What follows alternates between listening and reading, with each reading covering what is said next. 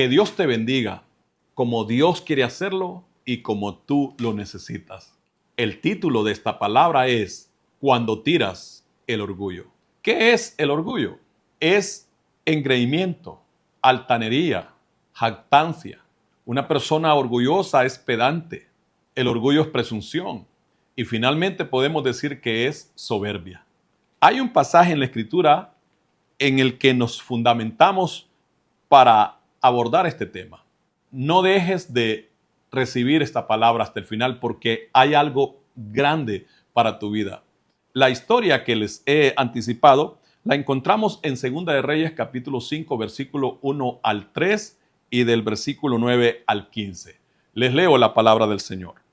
Naamán, general del ejército del rey de Siria, era varón grande delante de su señor y lo tenía en alta estima, porque por medio de él había dado Jehová salvación a Siria. Era este hombre valeroso en extremo, pero leproso. Y de Siria habían salido bandas armadas y habían llevado cautiva de la tierra de Israel a una muchacha la cual servía a la mujer de Naamán. Esta dijo a su señora: si rogase mi señor al profeta que está en Samaria, él lo sanaría de su lepra. Y vino Naamán con sus caballos y con su carro y se paró a las puertas de la casa de Eliseo. Entonces Eliseo le envió un mensajero diciendo: ve y lávate 7 veces en el Jordán, y tu carne se te restaurará y serás limpio. Y Naamán se fue enojado diciendo: he aquí yo decía para mí, saldrá él luego y estando en pie invocará el nombre de Jehová su Dios y alzará su mano y tocará el lugar y sanará la lepra. Abana y Farfar, ríos de Damasco, ¿no son mejores que todas las aguas de Israel? Si me lavaren ellos, ¿no seré también limpio? Y se volvió y se fue enojado. Mas sus criados se le acercaron y le hablaron diciendo: Padre mío, si el profeta te mandara alguna gran cosa, ¿no la harías? Cuanto más diciéndote: lávate y serás limpio. Él entonces descendió y se zambulló 7 veces en el Jordán, conforme a la palabra del varón de Dios. Y su carne se volvió como la carne de un niño y quedó limpio. Y volvió al varón de Dios, él y toda su compañía, y se puso delante de él y dijo: he aquí ahora conozco que no hay Dios en toda la tierra sino en Israel. Qué milagro más grande el que descubrimos en esta escritura. Tratemos el asunto del orgullo. Todos luchamos con algún tipo de orgullo. En el caso de Naamán es demasiado notable esa carga de orgullo que aplastaba su vida. ¿En qué fundamentaba Naamán su orgullo? En su posición como militar. Dice el versículo 1 que este hombre era un general del ejército de Siria y era, al parecer, algo así como la mano derecha del rey de esa nación. Pero también dice la escritura que era un hombre grande delante del rey. Eso era lo que alimentaba el orgullo de este general, su posición social. En realidad, la posición social a mucha gente la enferma, de tal manera que se llenan de una grosura de orgullo. Sin embargo, el versículo 11 y 12 de esta escritura nos da detalles acerca de esa gran soberbia que cargaba este general Naamán. Dice la escritura: y Naamán se fue enojado, diciendo: he aquí yo decía para mí, saldrá él luego y estando en pie invocará el nombre de Jehová su Dios y alzará su mano y tocará el lugar y sanará la lepra. Abana y Farfar, ríos de Damasco, ¿no son mejores que todas las aguas de Israel? Si me lavaren ellos, ¿no seré también limpio? Y se volvió y se fue enojado. Naamán nos representa a la gente extremadamente soberbia. La verdad es que, como decía al principio, todos luchamos con algún tipo de orgullo, pero hay gente que el orgullo la tiene aplastada. Los orgullosos normalmente siempre se consideran mejores y superiores a los demás. Esto lo hace notar Naamán. De hecho, que dijo que aquellos ríos de su capital, que era Damasco, eran mejores que el Jordán. También la gente orgullosa no da su brazo a torcer, aunque esté muy necesitada, porque consideran que va a perder su reputación, que hacer lo que los demás dicen es rebajarse. ¡Qué equivocación! También la gente soberbia, orgullosa, normalmente son iracundos, son enojados. Esta escritura dice 2 veces que este hombre se enojó con el varón de Dios, porque a pesar de su problema serio, que más adelante lo vamos a considerar, este hombre, su orgullo le llevó a pensar que quien tenía que salir a recibirlo, incluso hasta tocarle sus llagas, era el varón de Dios, el profeta Eliseo. El hombre de Dios no hizo eso, ni tan siquiera salió a saludarlo. No porque Eliseo era soberbio, igual que Naamán, sino porque el varón de Dios estaba firme en su posición, era un hombre maduro y quería demostrarle a Naamán que su soberbia era peor que su lepra y que él, como hombre de Dios, no iba a ir a rendirle pleitesías a ese ego tan exagerado que cargaba en su vida este hombre Naamán. También la gente soberbia es rogada, porque el siervo del profeta va y le dice a Naamán que él, qué es lo que tiene que hacer, pero ya vimos la reacción de él. Y también los criados le rogaron que le hiciera caso a la palabra del profeta. Consideremos el serio problema de Naamán. La palabra es tan especial como estratégica que primero relata la superficialidad de este hombre, relata los detalles de su vida social. Dice que era general, era una persona muy reconocida, con el título de grande delante del rey. Pero dice el versículo 1, era este hombre valeroso en extremo, pero leproso. Es como quien dice una triste historia, porque la lepra en aquel entonces era la peor enfermedad que una persona podía padecer.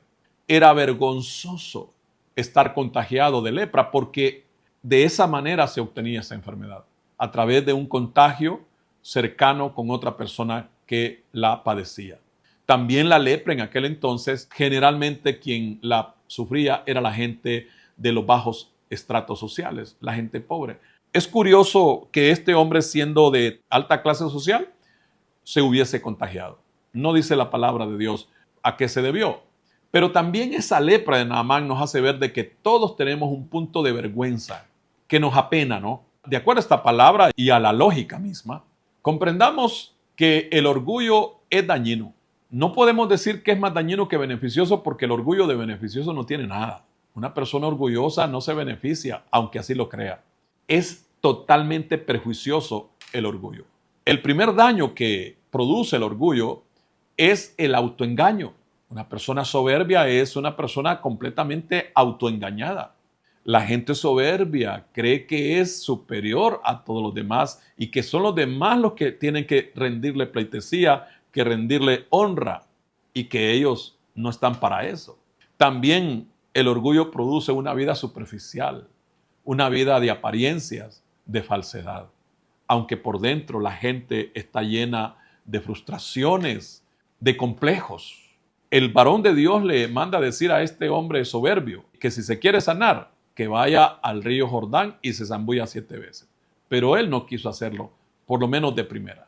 El orgullo también estorba la obra de Dios en una persona. Hay gente que por orgullo no quiere leer la Biblia, porque el orgullo de su religiosidad o de su posición social lo aplasta, le paraliza. El orgullo es letal para toda persona. Y finalmente, el orgullo hace que caigamos en humillaciones vergonzosas. Es que tenemos que aprender un principio que lo encontramos en diversos puntos de la Escritura, como en el Salmo 138, versículo 6, que dice que Jehová es excelso y que atiende al humilde, pero que mira de lejos al altivo.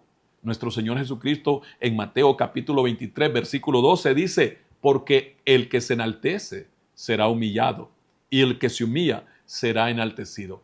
Yo le enseño a la gente lo siguiente, es mejor humillarse antes de que lo humillen. No es lo mismo humillarse uno que lo humillen. Cuando uno se humilla, sucede lo que dice Cristo, que es exaltado. Pero cuando uno se exalta, lo humillan y los golpes son duros y dolorosos. Naamán tuvo que aprender a tirar el orgullo. Quizás tú estás luchando con una relación rota, con un conflicto ahí familiar o laboral o de cualquier otra índole y por orgullo no cedes, no le cedes a la otra persona que te pida perdón o tú no pides perdón. Es que la gente soberbia es difícil que dé esos pasos. Sin embargo, Naamán logró tirar su orgullo. ¿Cuándo lo hizo? Cuando sus empleados le rogaron diciendo que le hiciera caso al profeta. Al fin lo hizo. Y dice el versículo 14, él entonces descendió y se zambulló 7 veces en el Jordán conforme a la palabra del varón de Dios, y su carne se volvió como la carne de un niño y quedó limpia. Qué obra más maravillosa la de Dios en una persona que se humilla. Los resultados cuando tiramos el orgullo.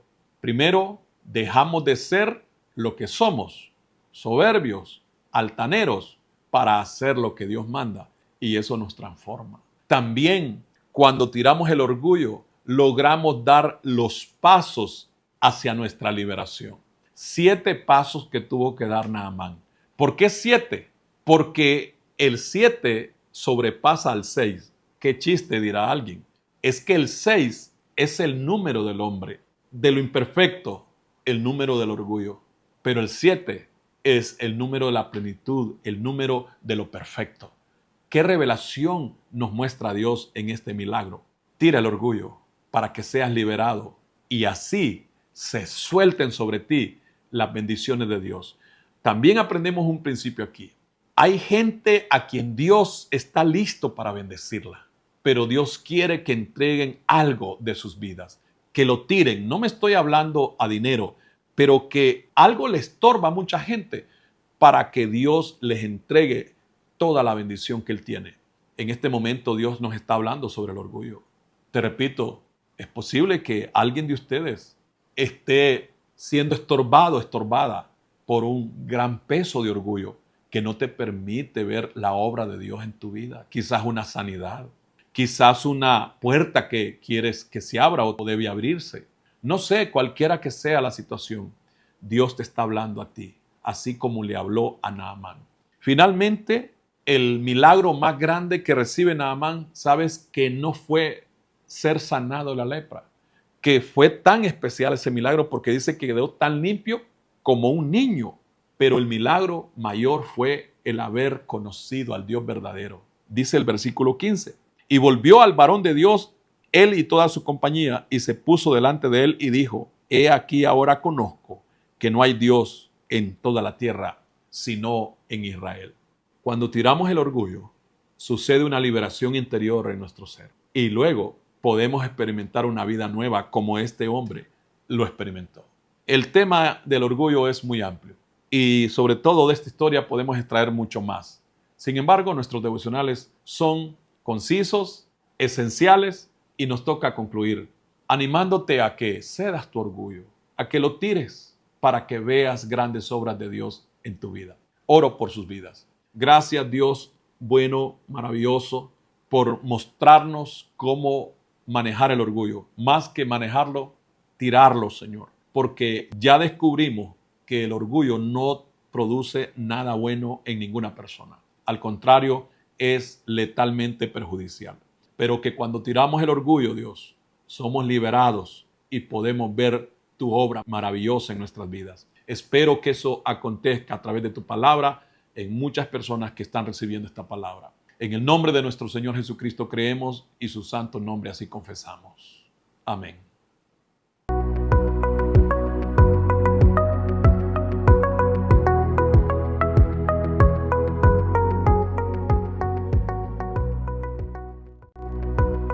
Descubre una nueva forma de vivir la fe. Iglesia Parucía Virtual, un espacio de amor y conexión. ¿Tienes dificultades de tiempo, trabajo, distancia u otros motivos razonables para asistir físicamente a una congregación local? En Parucía Virtual encuentras tu espacio propio y una familia espiritual para crecer juntos en la fe del Evangelio de nuestro Señor Jesucristo. Para nuestro Dios no existen barreras ni fronteras. Él nos ha provisto este tiempo y esta manera para que, a pesar de las distancias, formemos juntos una gran familia de creyentes alrededor del mundo. En Parucía Virtual disfrutarás a cualquier hora y desde donde te encuentres de las siguientes bendiciones: devocionales diarios, predicaciones y cultos en vivo, enseñanzas bíblicas, contacto pastoral, entre otras.